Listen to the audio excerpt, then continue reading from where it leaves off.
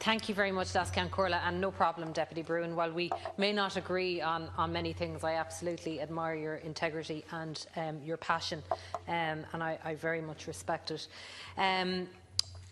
Lascan Corla, the programme for government made a very clear commitment when it said we will open up the budget process to the full glare of public scrutiny in a way that restores confidence and stability by exposing and cutting failing programmes and pork barrel politics.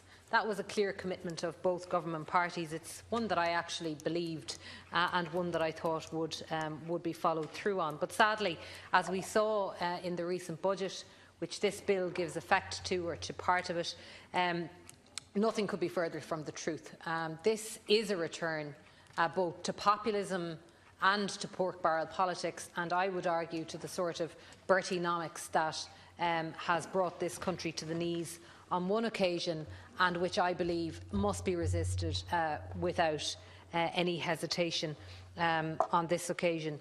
I consider the budget to be hugely disappointing.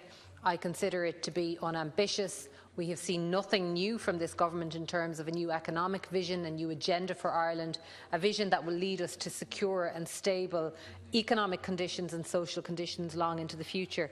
And much of what Deputy Bruin has alluded to is absolutely correct in terms of the housing crisis, which both parties in government have absolutely abjectly failed to address.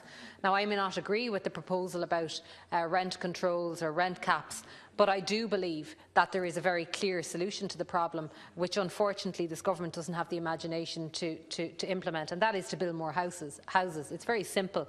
The capital allocations for housing in this budget were absolutely paltry.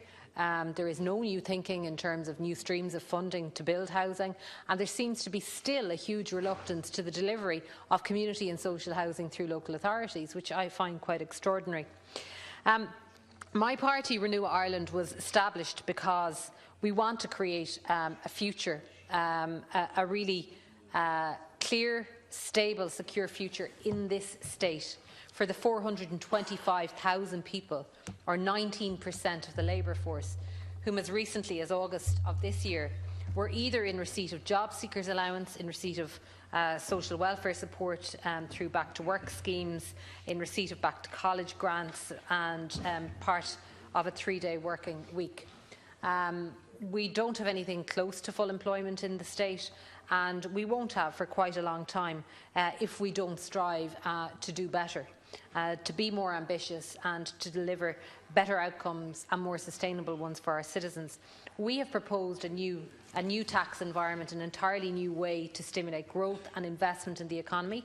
We have proposed a 23% flat tax rate. I think it's really interesting that the government's own Commission on Enterprise just back in 2013 recommended a flat tax rate, which Minister Bruton dismissed as being too radical.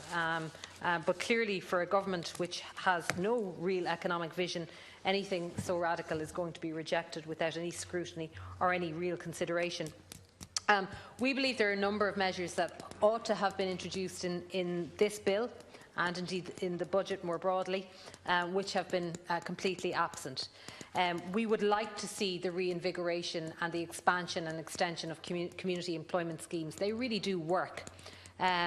They are hugely successful in communities all over the country, in urban areas and rural areas, and they're underutilised. They are too restrictive, the bureaucracy is excessive, and it means that a lot of people who were in community employment schemes have been forced out of them, and I think that's really unfortunate. We want to see increased access to JobBridge.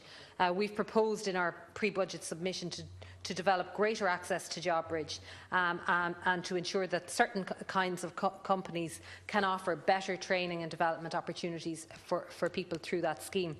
And again, there is no ambition, there is nothing new or visionary in this bill to achieve that.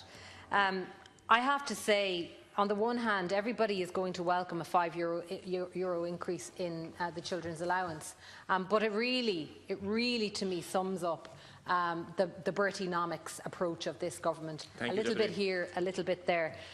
It is not a solution to the huge trauma that is being experienced by families all over the country, especially in urban areas, but also in rural areas when it comes to childcare. The average cost of childcare in Dublin is €1,000.